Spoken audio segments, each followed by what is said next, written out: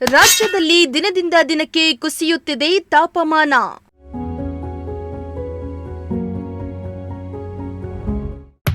ಮೈ ಕೊರೆಯುವ ಚಳಿಗೆ ಜನರು ಫುಲ್ ಥಂಡ.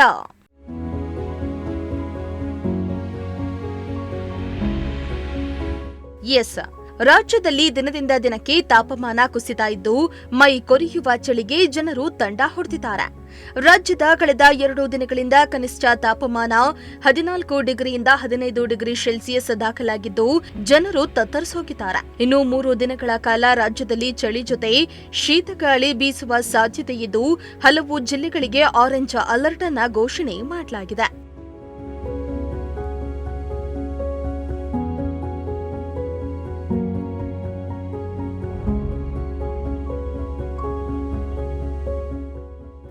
ಬೀದರ್, ಕಲಬುರಗಿ, ರಾಯಚೂರು, ವಿಜಯಪುರ, ಯಾದಗಿರಿ ಜಿಲ್ಲೆಗಳಲ್ಲಿ ಶೀತಗಾಳಿ ಹೆಚ್ಚಾಗಲಿದ್ದು ಈ ಜಿಲ್ಲೆಗಳಿಗೆ ಹವಾಮಾನ ಇಲಾಖೆ ಆರೆಂಜ್ ಅಲರ್ಟ್ ಅನ್ನು ಘೋಷಣೆ ಮಾಡಿದೆ. ಇತ್ತ ಹಾಸನ, ಚಿಕ್ಕಮಗಳೂರು, ಶಿವಮೊಗ್ಗ, ದಾವಣಗೆರೆ, ಹಾವೇರಿ, ಬಳ್ಳಾರಿ, ಗದಗ, ಕೊಪ್ಪಳ ಜಿಲ್ಲೆಗಳಲ್ಲಿ ಕನಿಷ್ಠ 9 ರಿಂದ 12 ಡಿಗ್ರಿ ಸೆಲ್ಸಿಯಸ್ನಷ್ಟು ತಾಪಮಾನ ಇರಲಿದ್ದು ಈ ಜಿಲ್ಲೆಗಳಿಗೆ ಯೆಲ್ಲೋ ಅಲರ್ಟ್ ಅನ್ನು ಘೋಷಣೆ ಮಾಡಲಾಗಿದೆ. ಉತ್ತರ ಭಾರತದಿಂದ ಒಣಹವೆ ಪ್ರವೇಶಿಸಿರುವುದರಿಂದ ಚಳಿ ಹೆಚ್ಚಾಗ್ತಾ ಇದೆ ಎಂದು ಹವಾಮಾನ ಇಲಾಖೆ ತಿಳಿಸಿದೆ.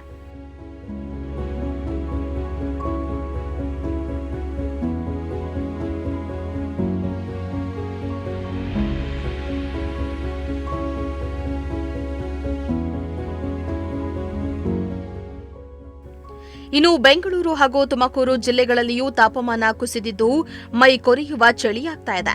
ಬೆಳಗ್ಗೆ 8 ಗಂಟೆ ಆದರೂ ಮೋಡ ಮುಸುಕಿದ ವಾತಾವರಣ ಇದ್ದು ಜನರು ಮನೆಯಿಂದ ಹೊರಬರಲು ಕೂಡ ಭಯ ಪಡ್ತಿದ್ದಾರೆ. ಮೈ ಕೊರೆಯುವ ಚಳಿಗೆ ಜನರು ಅನಾರೋಗ್ಯಕ್ಕೀಡಾಗ್ತಾ ಇದ್ದು ಆಸ್ಪತ್ರೆಗೆ ಹೋಗುವವರ ಸಂಖ್ಯೆ ಕೂಡ ಹೆಚ್ಚಾಗ್ತಾ ಇದೆ.